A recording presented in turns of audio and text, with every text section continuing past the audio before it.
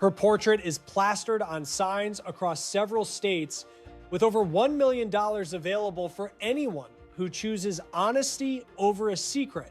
People are still in her corner, and the case, despite the passing weeks and the chilling silence, hasn't stalled or been shoved into a drawer, nor has it been quietly moved into the pile of cold mysteries that nobody really thinks will ever be cracked. This file is active. The wheels are turning even when the progress isn't visible to those of us watching from the outside. Laboratory analysis is ongoing. Every lead is being tracked down. The heat on those with answers is intensifying behind the scenes. That's how it goes in these cases until the dam finally breaks. So this evening, we aren't finishing with a recap or some neat little bow that ties up the facts and makes everyone feel like they've got the whole picture figured out. We're ending with the core mystery that has defined this from the start. The real question hiding behind those ransom notes, the question guarded by the sheriff's strategic silence. The one Harry Troas hinted at when he suggested this could be about vengeance or rage, something far beyond our current grasp. For weeks, everyone wondered what these kidnappers were after, but perhaps that was the wrong way to look at it. Maybe those notes weren't a plea for cash. Maybe they were a camouflage. And perhaps the real query, the one that brings Nancy home and the one that reveals the truth, the one that someone out there can already answer, isn't about what they wanted. It's about what they were trying to bury. If you know anything regarding Nancy Guthrie's whereabouts, please reach out to the Pima County Sheriff or the federal tip line. A bounty exceeding $1 million remains unclaimed. NY's kin still hold out for answers. Somewhere, the real story stays buried. It has been almost 50 days since Savannah Guthrie's mother vanished, and that suspected kidnapping remains a total mystery tonight. However, we have just confirmed that investigators have pulled even more footage from Nancy Guthrie's home security system. New video clips were collected over the past few weeks from various cameras installed around Nancy Guthrie's Tucson residence. One particular lens was attached to a perimeter fence, monitoring the rear of the property and the entire swimming pool area. A second camera captured the entire driveway and the area directly in front of the garage door. This new footage showed family, gardeners, and pool cleaners from weeks before the incident, but nothing that set off any alarms. 7 weeks into the search for Guthrie and her captors, that single doorbell video remains our only glimpse of the perpetrator. Wait, for several weeks, this whole case seemed to tell a very basic and straightforward story. An 84-year-old grandmother disappears from her bedroom late at night, and then those bizarre letters begin to arrive. The demands were for millions of dollars, leading nearly everyone who heard about it to assume the exact same thing. That theory made total sense. It was a familiar trope that most people bought into from the very start.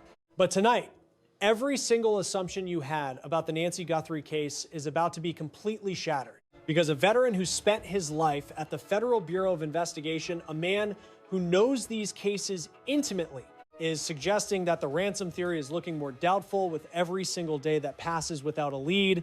And that is not even the most disturbing part of this entire story. The sheriff leading the task force, whose team has been on this since Nancy first vanished, just shared something truly shocking. He stated that his team of investigators believes they already understand exactly why Nancy's home was targeted. They think they know why this specific house and this specific woman were picked, but he is keeping that motive secret. Just consider that.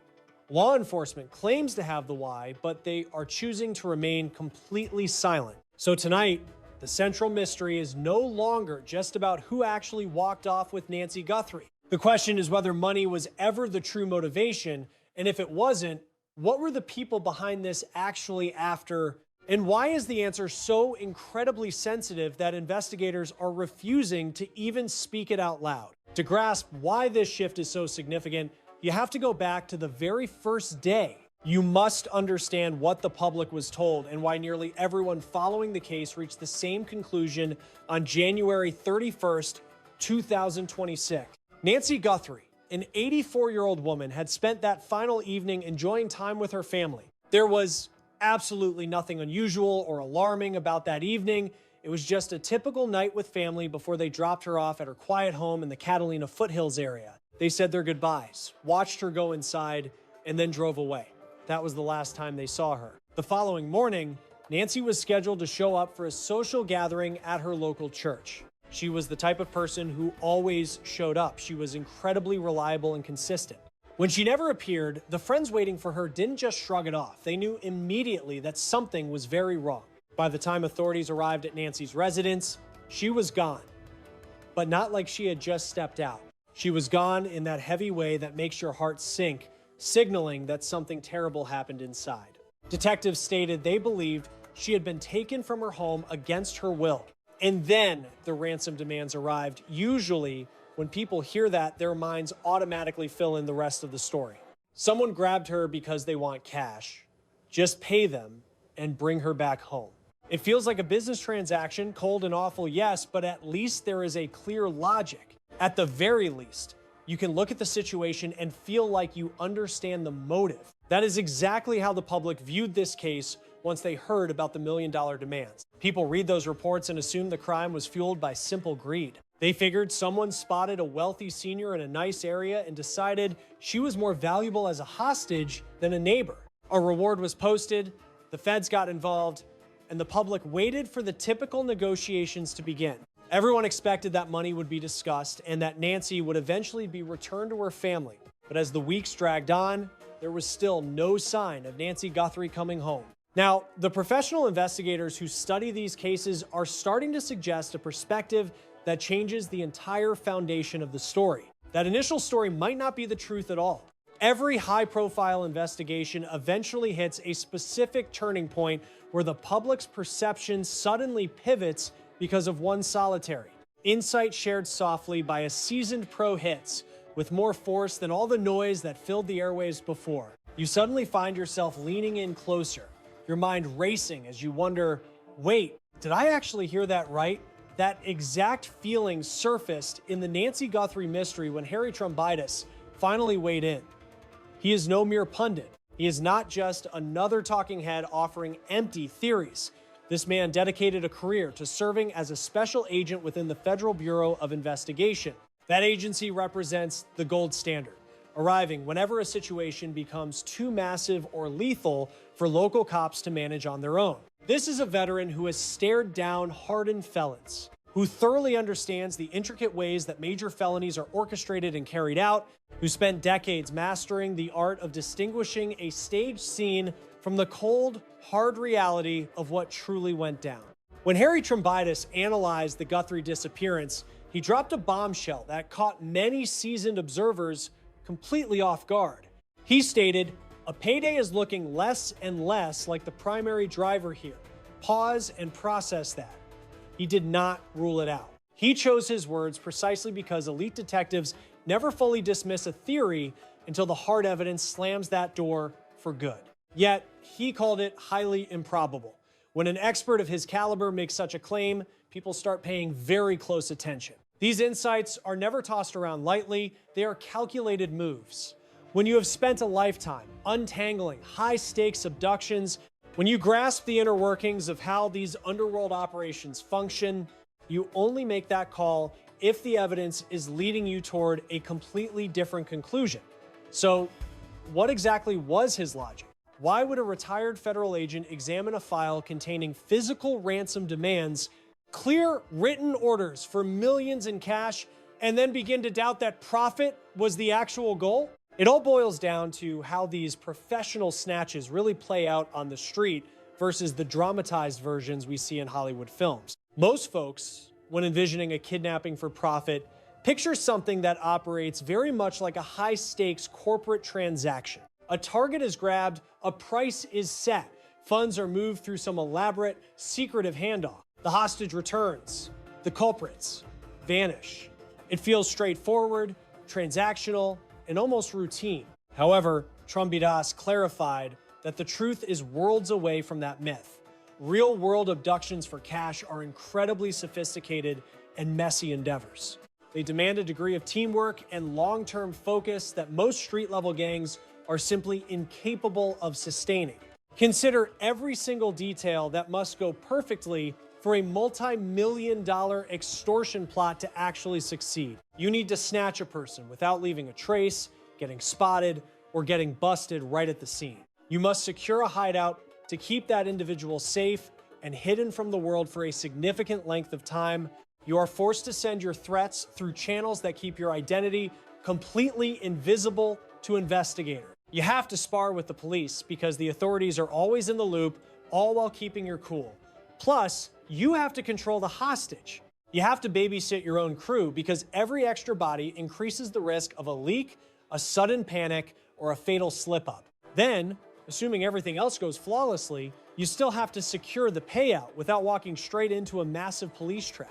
Every one of those phases presents a massive opportunity for the entire house of cards to come crashing down. Trumbitis highlighted a crucial fact that most people ignore, though it becomes vital once you truly consider it. Abductions for money in America are actually quite rare, and their frequency has been dropping for years, not rising, but falling. This suggests that as the police have mastered the art of handling these specific crises, and as new digital tools have made staying anonymous much tougher, and as lab science has progressed, the specific type of crook who once might have tried an extortion grab has realized that the house always wins. The rare incidents that still occur usually involve a very unique set of factors. They typically pop up when a suspect has inside access, total desperation, or a delusional conviction that they can actually beat the system and vanish. Even then, the actual win rate where the perp gets the cash and stays free is much worse than you might think. So when Trumbidas reviews the Guthrie file and begins doubting the ransom angle, he is looking at the big picture, the cold facts and data showing that successful snatches are incredibly rare, grueling, and nearly impossible to pull off in a contemporary US city where cameras are recording every single move. Electronic trails are nearly impossible to wipe clean, and the authorities now have decades of experience tackling these specific types of felony. But broad trends aren't the only thing causing him to rethink this whole situation. We should focus on what went down, or better yet, what didn't go down during this case's timeline. Typically, when a snatch and grab is strictly for cash, it follows a certain beat. Demands get tossed out. A typical tug of war kicks off. Those running the show stick around because they have no other choice. The payday is the target. You won't see a dime without steady chatter, constant bartering, and driving the deal home. This kind of hit only nets a profit if the final handoff actually happens. Yet, as the weeks dragged on for Nancy Guthrie, the idea of an active bidding war started looking pretty fuzzy. That dead air and the lack of a clear fix felt less like a tough deal and more like a different beast. It just didn't square with the normal ransom plot. Then, Sheriff Chris Nanos dropped a bombshell that basically wrecked the whole story everyone was telling. The top cop mentioned that his team thinks they've cracked why that specific residence was hit. He didn't claim to have the perp in his sights yet, even though that hunt is clearly still in full swing. He suggested they understand why this exact spot was picked, why this property, why her, why that particular evening. After that, he went stone cold silent. He wouldn't spill the motive or even whisper about where they were headed. He refused to hand over any part of the puzzle that his detectives seemed to have already solved. All he did was verify there's a real motive. This wasn't some fluke or a lucky break for a random crook. Then he just cut it off. Now, consider how that stacks up against the insights shared by the former agent. An ex-Fed is now claiming that the whole ransom theory is starting to look like a long shot. The lead sheriff says they've figured out why that house was tagged. Neither of these guys is calling this a roll of the dice. Neither professional is acting like the why behind this is still some big mystery. They're both dropping heavy hints, very carefully, that there's a pinpointed reason Nancy Guthrie was in the crosshairs.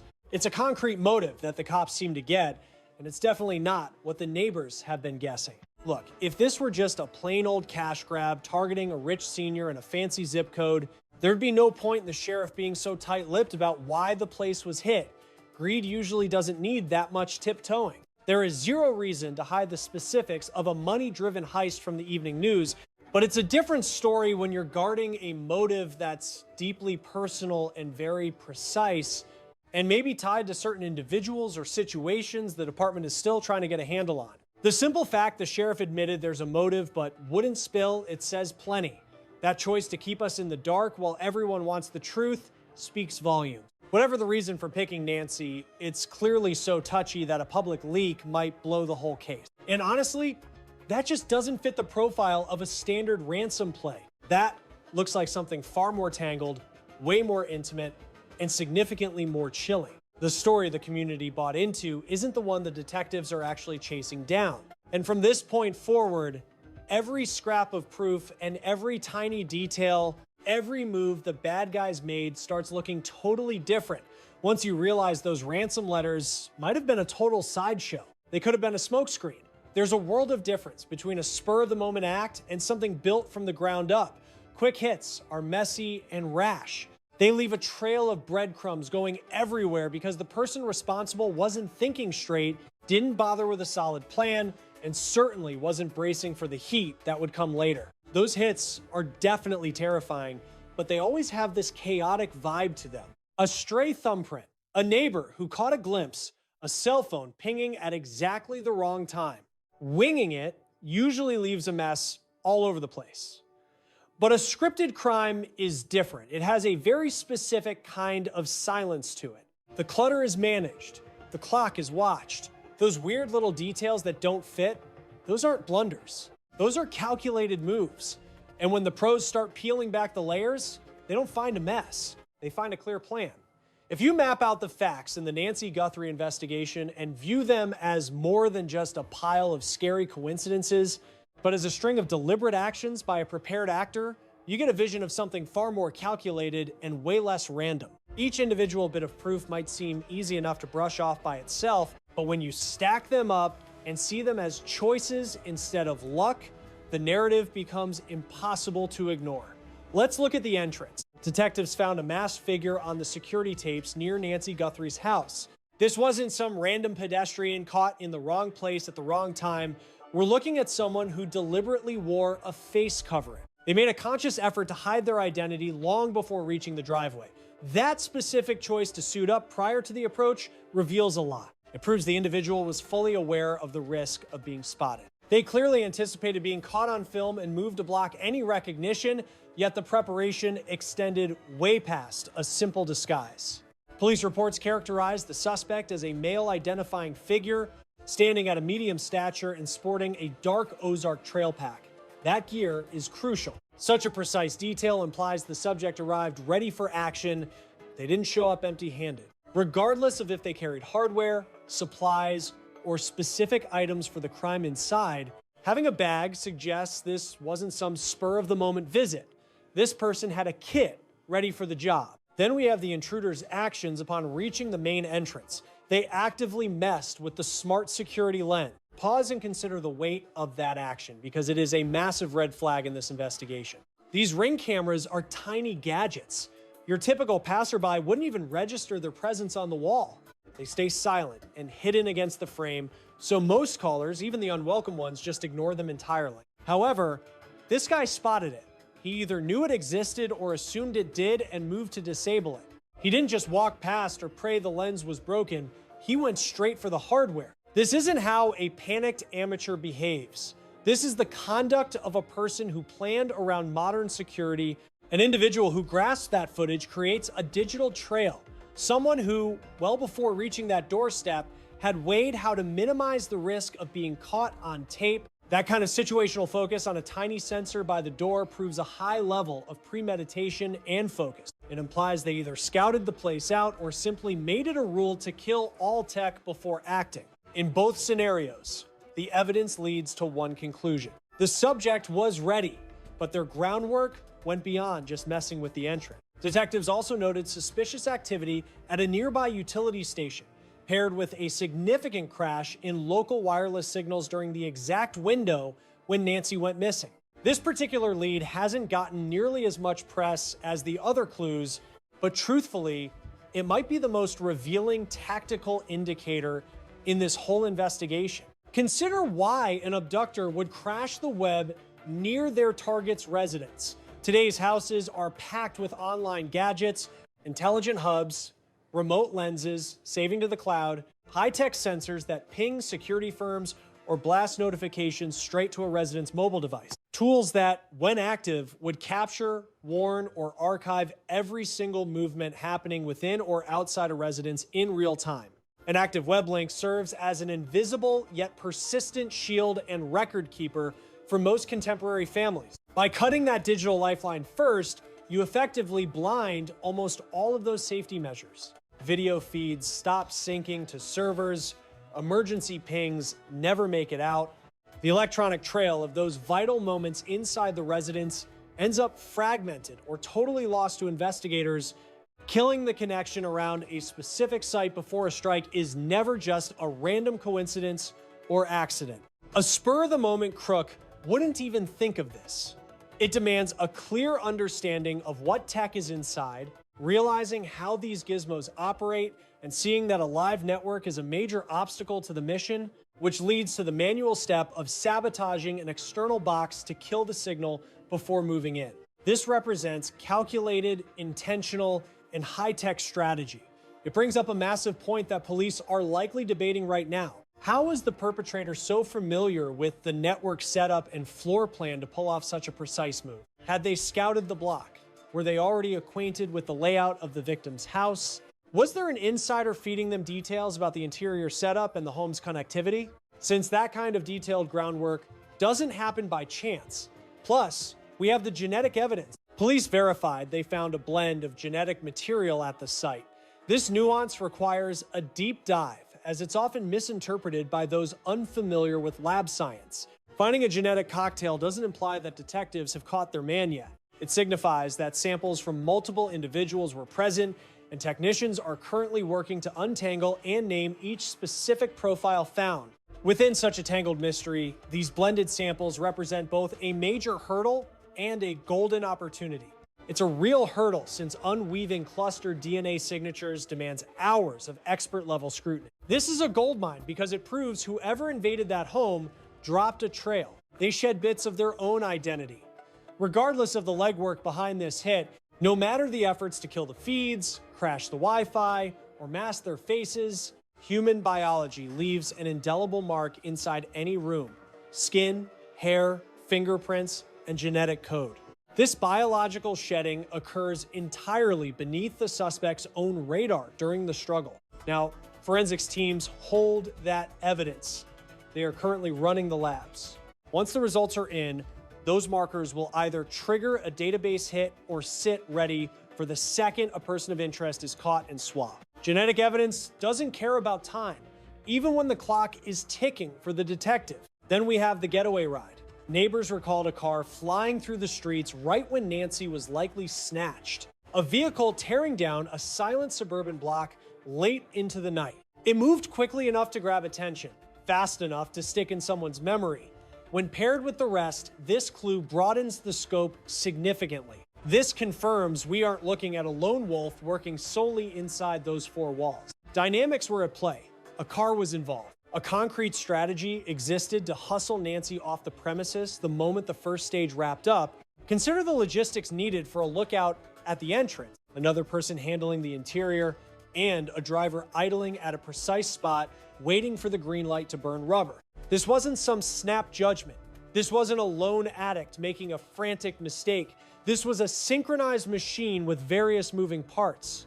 Every player relied on the others sticking to the script, looking at the big picture, the disguise, the bag, the broken lens, the dead router, and the messed up fuse box, plus the DNA in that racing car.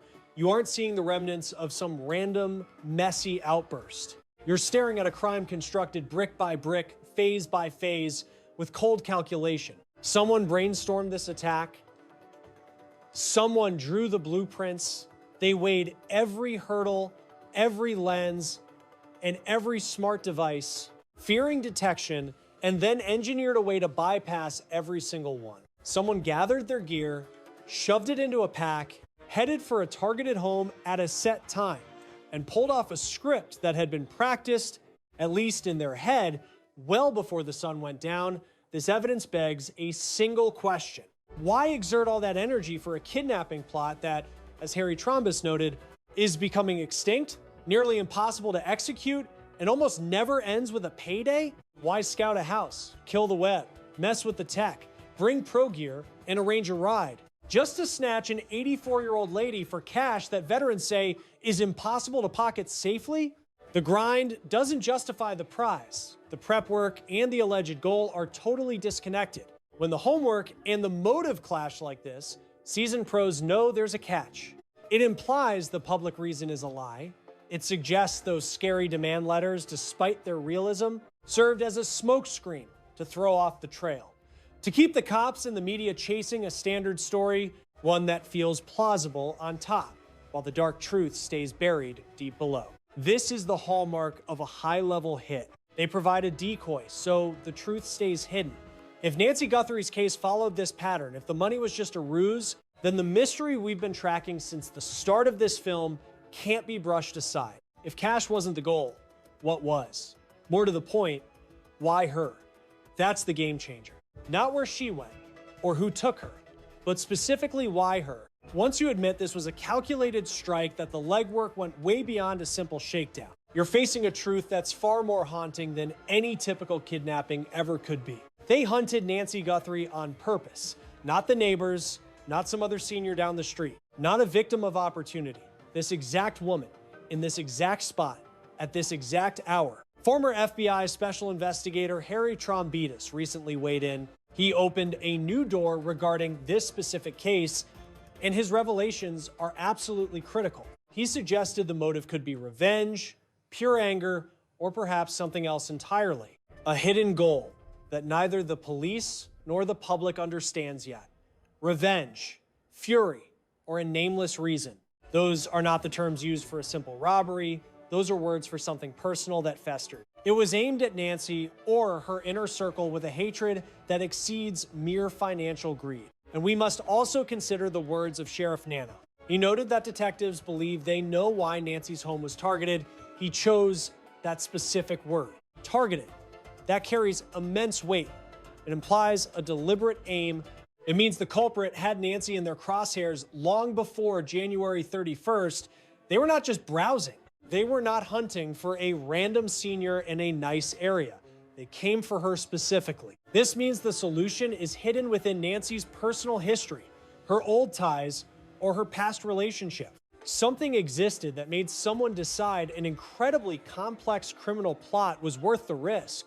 It was worth the disguises, the gear, cutting the cameras, killing the Wi-Fi, and the getaway car. The chilling reality is that the key to this mystery might not be in the ransom notes. It likely lives within Nancy's life story and her past connections, making this case feel uniquely different. This was no random opportunist passing by. This looks like someone who had a long-standing reason. The sheriff hinted that the police have a solid theory about the motive, they just are not talking. This leads to a massive question that is just as vital as the why. Why are they silent? Could this radio silence actually be the most brilliant tactical move they have made so far? When a case goes quiet, the public assumes one of two things. Either the trail is cold, they have run out of leads and hit a wall, leaving the public with zero updates to follow. That is the pessimistic view, and it is the one that blows up across social media platforms.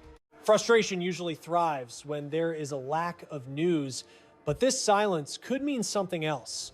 Drawing on his extensive career with the Bureau, Harry Trombitas was very blunt about the situation. He explained that in high-profile cases, keeping quiet is rarely a failure, it is a calculated strategy. Grasping that distinction is the only way to truly understand the current status of Nancy's case. Think about the sheer volume of moving parts the task force is juggling right now. They are racing to find 84-year-old Nancy, whose fragile health is a major worry as time passes. They are trying to track down the kidnappers without tipping them off that the net is tightening. They have to be extremely careful to protect any forensic evidence that might be easily ruined. They cannot risk suspects destroying proof if they find out how much the authorities actually know. They are also sifting through thousands of leads. Trombitas noted every tip needs thorough vetting and paperwork. In that environment, oversharing is dangerous. Imagine if the cops leaked exactly which direction they were heading. The suspects would know where to run, they would burn bridges, wipe evidence, and coordinate their lies. If Nancy is alive, a leak could force a tragic move. In this context, silence is her protection. It is a wall built around the investigation to keep sensitive details safe from the criminals. Trombitas raised one more point that deserves some very serious thought right now. He said these mysteries often crack open because of one lone tip, not some flashy televised raid. It usually takes just one person who can no longer bear the heavy burden of a secret. People change their minds, allegiances crumble, A person who felt safe 6 weeks ago feels exposed today. Someone who stayed quiet because they were scared might finally listen to their conscience instead. It could be a bystander, not the mastermind, but someone who caught a glimpse of something suspicious. They might be reaching for their phone right now to make the one call that changes everything. That is why those signs and the cash rewards are so vital. Maintaining public interest in this mystery is crucial because the real work extends far beyond forensics labs or cold questioning rooms. A piece of the puzzle lives within the conscience of a witness who remains silent. Police understand that their own quietness isn't a lack of action. Leverage works here. Purposeful, steady pressure applied to the shadows where the facts are hiding. Each day without a leak keeps the guilty parties guessing, leaving them unsure about exactly how much evidence the detectives have actually gathered. Doubt is a weapon. That uncertainty keeps everyone looking over their shoulders. Eventually, paranoid individuals slip up. They might vent to a snitch or make a suspicious move that catches a watchful eye. A single bad choice leaves a breadcrumb. Trump has emphasized that just because the media is quiet doesn't mean the gears aren't grinding. Lab work is slow. Genetic testing is tedious. Scouring miles of security tape is a grind. Checking out every single lead takes forever. All this grinding happens behind the scenes. None of these grueling hours make the evening news while they are in progress. Yet every small step constructs a foundation.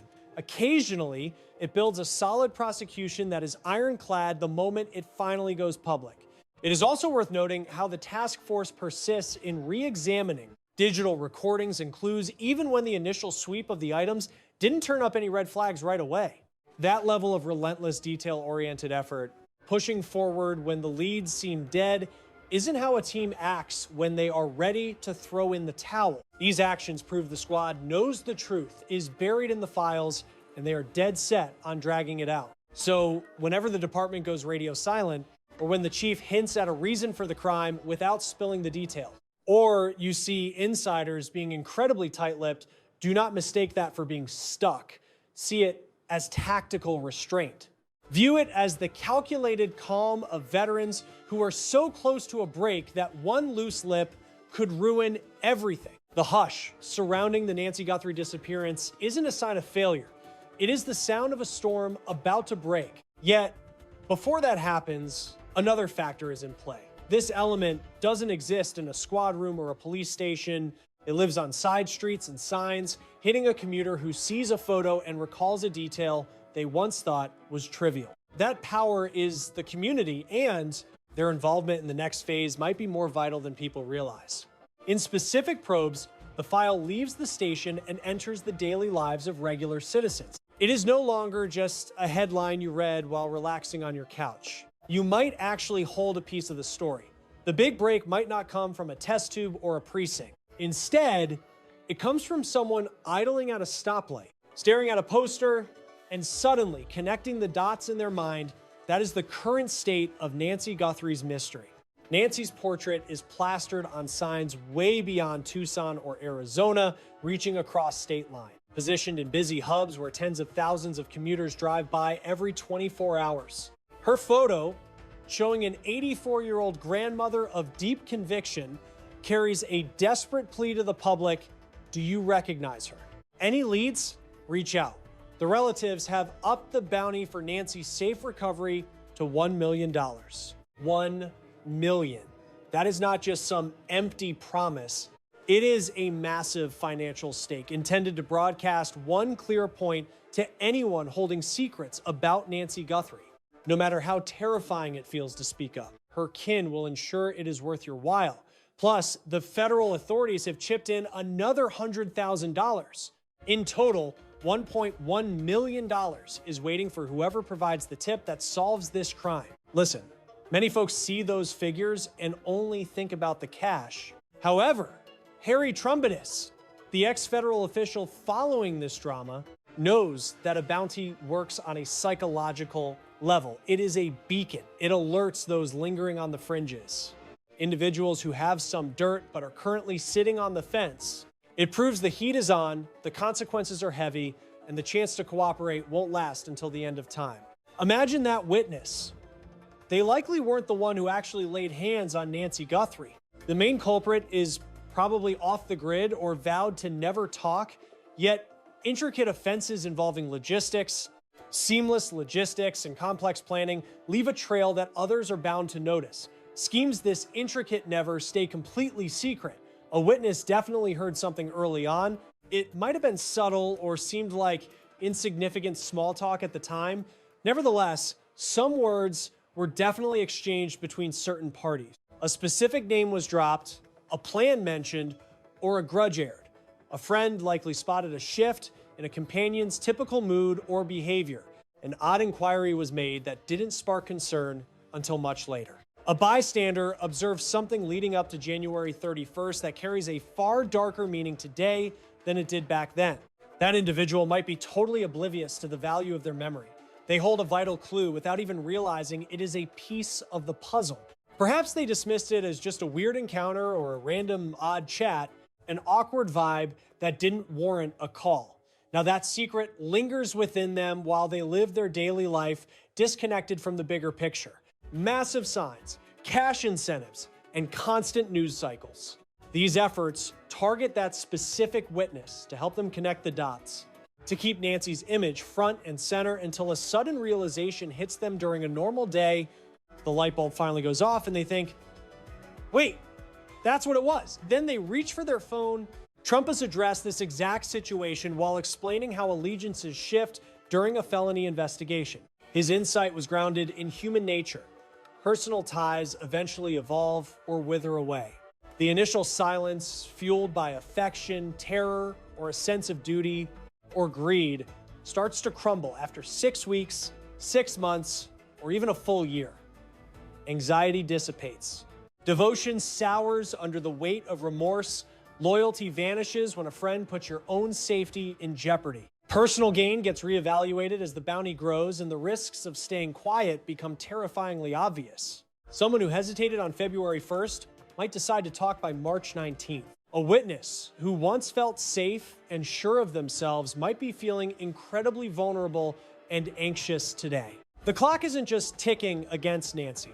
It also pressures those hiding the truth. Those roadside displays serve as a relentless warning of that reality. Each time they pass her portrait, whether cruising through Arizona or across the country, they see that the public hasn't forgotten, the police are still digging, and the money is still there. They are forced to face the heavy burden of their daily decision and its fallout. It still matters. And the final chapter hasn't been written yet. Beyond just spreading the word, these signs send a message that many people often overlook.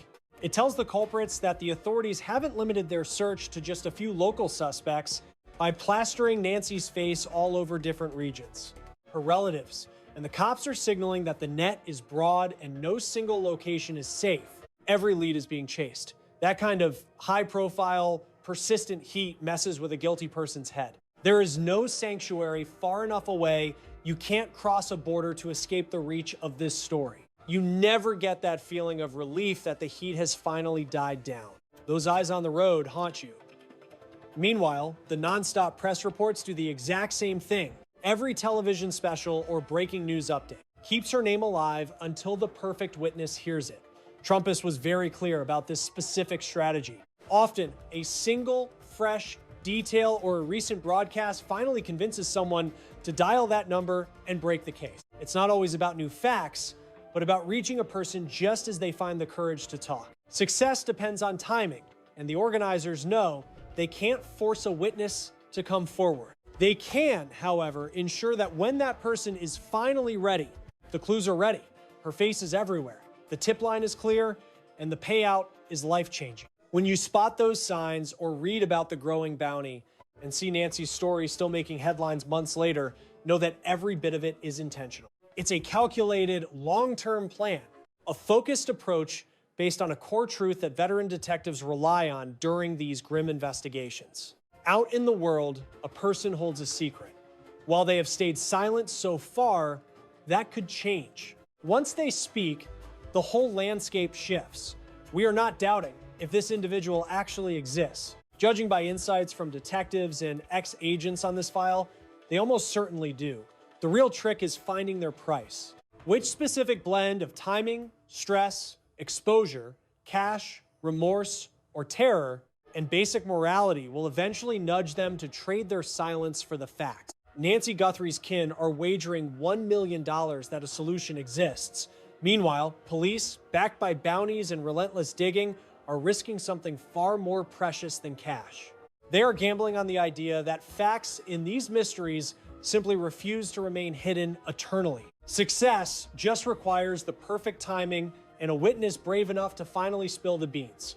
Eventually, during any disappearance probe, regardless of how much you have drowned in the data, despite meticulously dissecting the intentions, the prep work, and the tactical approach, you must pause to recall a core truth. We are not solving a game, we are finding a human.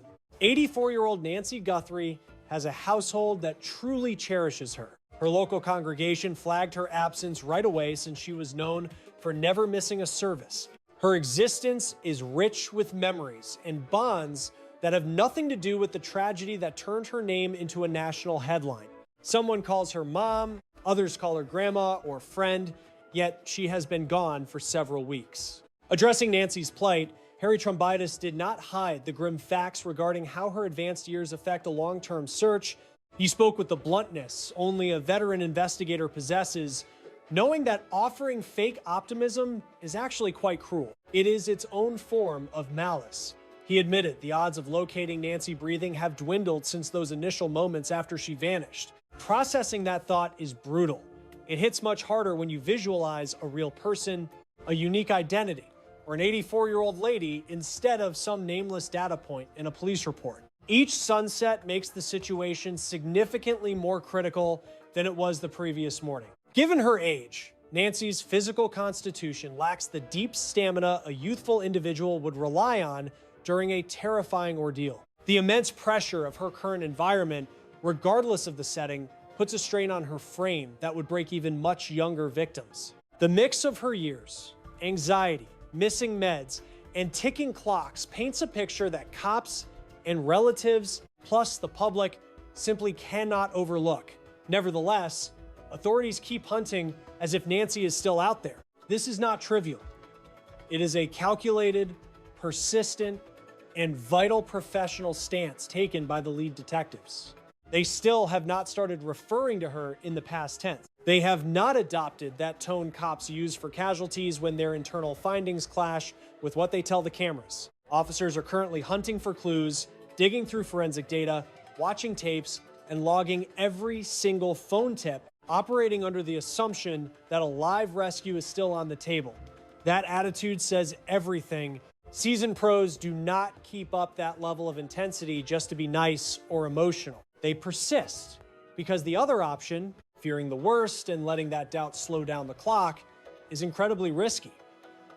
If Nancy is still breathing, even a tiny drop in effort might mean the difference between a recovery and a tragedy. A true professional would never gamble with those stakes. Thus, the hunt remains at maximum intensity, and current updates show that detectives are still meticulously re-examining video and physical clues even when those items did not suggest any foul play during the initial review.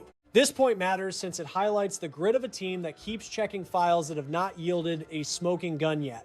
By scrubbing through the same tapes over and over, you are proving you believe the smoking gun is hidden right under your nose. A clue skipped during the first glance could pop out during the next review. Being steady and thorough with the current file often produces breakthroughs that rushing would totally overlook. This is not a dead-end probe. It is a masterclass in professional focus and rigor. However, you cannot decouple the cold hard facts from the heartbreak. And here is the emotional truth. Somewhere, Nancy's relatives are starting their day and facing a burden that is incredibly hard to carry. They're balancing a pair of conflicting emotions that just won't settle: optimism and dread. Faith lingers since the detectives are grinding, because the payout is huge, since posters are hitting the streets, since an ex-Fed keeps discussing the file through clues and breadcrumbs and the chance for a crack, while the cops are still on the clock.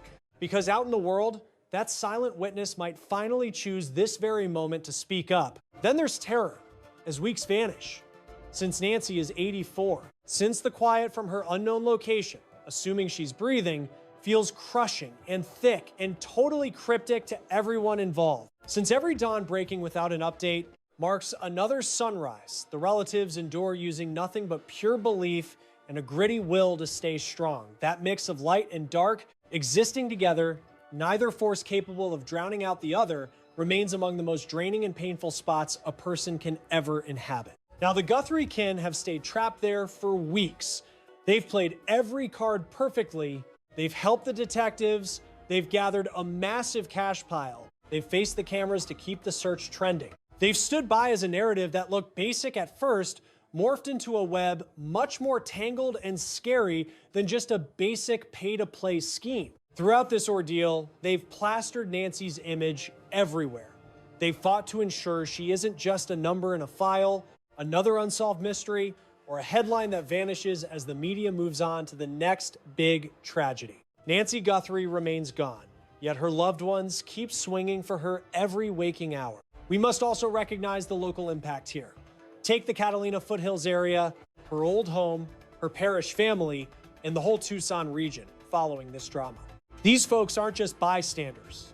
They're neighbors who loved her or knew her name, feeling their own echoes of the anxiety and prayer her kin feel tenfold. A town that sees a resident snatched in a violent strike won't just move on while that soul is still out in the cold. A tear exists in the local social cloth that won't mend until the truth comes out. That gash stays raw and won't heal until Nancy is located, until the culprits are caught and squeezed for answers. And the reality of that January 31st night, 2026, is fully exposed. One final thought on faith during these crises: mysteries crack open. Occasionally, it's a crawl. Other times, it's a flash, often following grueling lab tests that finally yield a hit. Or it could be one tip from someone whose guilt has been eating them alive until they finally just had to let it out. Harry Trombus knows the drill. He's seen dead-end files catch fire because of a random detail nobody saw coming.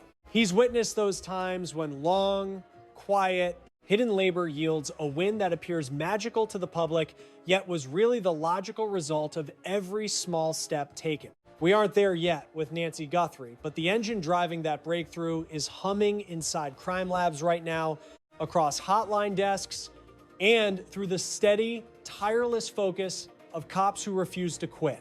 It lives in the head of a witness holding back, and in the spirits of kin who won't stop praying she'll walk through the door. The expectation is heavy, the terror is sharp, and the mystery wedged in the middle, the one growing through every chapter of this saga, through every scrap of proof and every measured sentence from ex-feds and local lawmen, is the pivot point for everything. Not just their goal, but specifically why her. And if the truth, once it finally emerges, will be the key to her return. We started with a basic setup. An 84-year-old lady disappears. Demands for cash show up. Millions in green are requested. And everyone, quite naturally, and almost without thinking, well, bought into a classic motive. It was a cash grab, a crime of chance. A predator took a shot fueled by avarice. That's what most folks assumed for a month. But check out the current situation. Notice how the narrative has shifted. A veteran Fed, a guy who lived and breathed these profile types, argues the kidnapping for cash theory is losing steam hourly. It's not ruled out, but it's shrinking, dying, and getting tougher to align with the facts. The sequence of events and the actual mechanics of modern abductions in America circa 2026. Lead investigator states his unit feels they've pinpointed why Nancy's residence was singled out, not just a random stop, but a deliberate strike. He has intentionally and cautiously opted to withhold that specific information from the general public. This isn't for lack of information, but because keeping it under wraps is crucial for the case. The clues suggest a highly organized operation involving a felony meticulously mapped out by an individual who weighed every factor from digital footprints and web access to timing and getaways. A person arriving prepared. Who cut the feeds? And who arrived at that exact property on that particular evening with a clear-cut objective that was anything but accidental? And the driving force, at least according to seasoned analysts following the trail, might have nothing to do with a payday. It could be about settling a score. It might be pure vitriol. It could be a factor that hasn't even been mentioned yet. Something intimate and pointed. A link to Nancy's personal history that those fabricated ransom letters were intended to bury completely. That's the current state of the mystery. It's no longer a straightforward tale of someone wanting a quick buck. There's something much colder and more intentional here. A crime that, under closer inspection, looks like it was never about its outward appearance. The dawning realization that the narrative the world was sold from day one might actually be a carefully crafted smokescreen rather than reality is the most chilling part, because it implies the culprit actually considered us.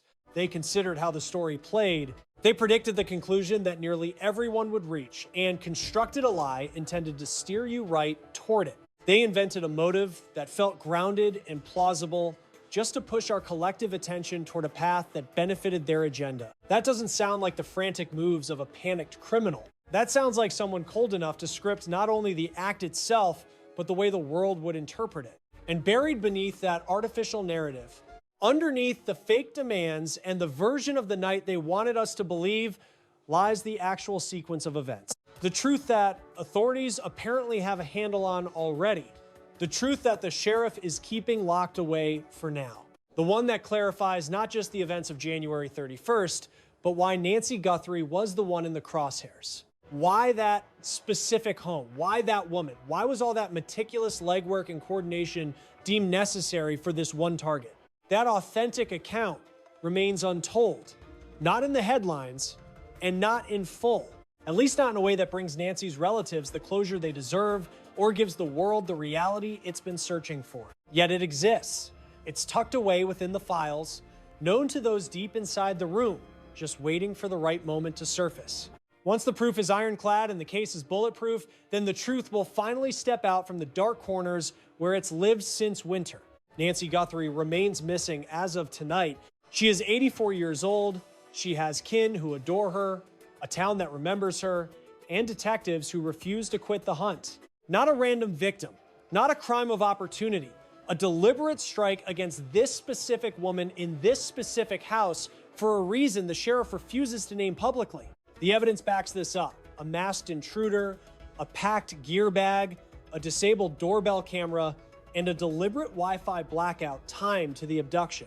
DNA from multiple individuals was recovered at the scene. A speeding getaway car was spotted.